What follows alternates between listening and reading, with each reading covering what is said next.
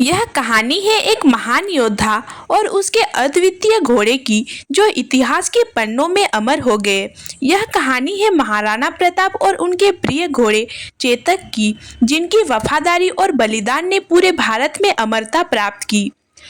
साल 1576 का समय था। मुगल सम्राट अकबर ने महाराणा प्रताप को अधीन करने के लिए अपने सर्वश्रेष्ठ सेनापति राजा मान सिंह और आसफ खान के नेतृत्व में विशाल सेना भेजी। यह सेना संख्या में विशाल और संसाधनों से भरपूर थी, जबकि महाराणा प्रताप की सेना छोटी और सीमित संसाधनों से युक्त थी। लेकिन इस छोटे से दल में हिम्मत, शौर्य और मातृभूमि के प्रति अगाध प्रेम कूट-कूट कर भरा हुआ था।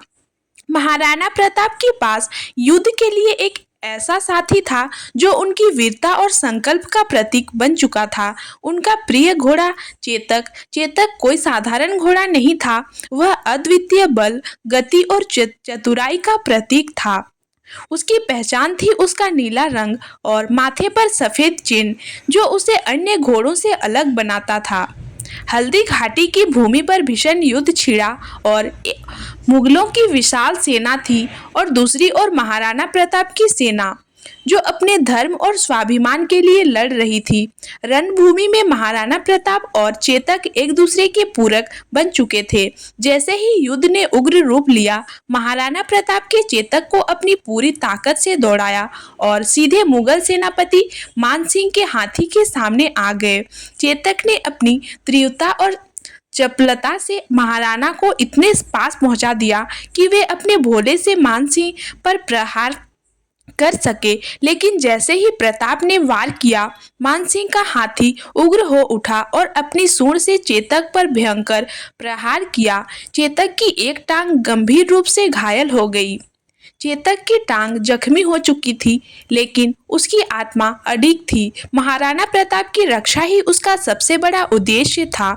युद्ध के मैदान में स्थिति विपरीत हो चुकी थी और प्रताप को वहां से सुरक्षित निकलना अनिवार्य था। लेकिन चेतक ने अपनी घायल टांग के बावजूद पूरी ताकत से दौड़ना शुरू किया। रास्ते में एक बड़ा नाला आया, जिसे पार करना असंभव लग रहा था, लेकिन चेतक ने अपने स्वामी की रक्षा के लिए आखिरी छलांग लगाई और नाले को पार कर लिया। लेकिन इस छलांग के बाद चेतक का शरीर जवाब देने लगा। उसने अपने प्राणों की अंतिम आहुति दे दी।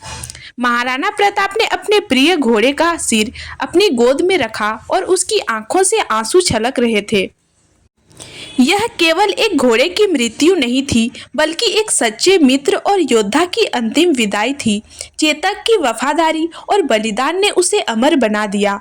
आज भी चेतक की वीरता और बलिदान की गाथा इतिहास के पन्नों में जीवित है। हल्दी घाटी में चेतक की स्मृति में एक स्मारक बनाया गया है, जो उस अद्भुत साथी की याद दिलाता है जिसने अपने स्वामी के लिए अपने प्राण तक न्यौछावर कर दिए।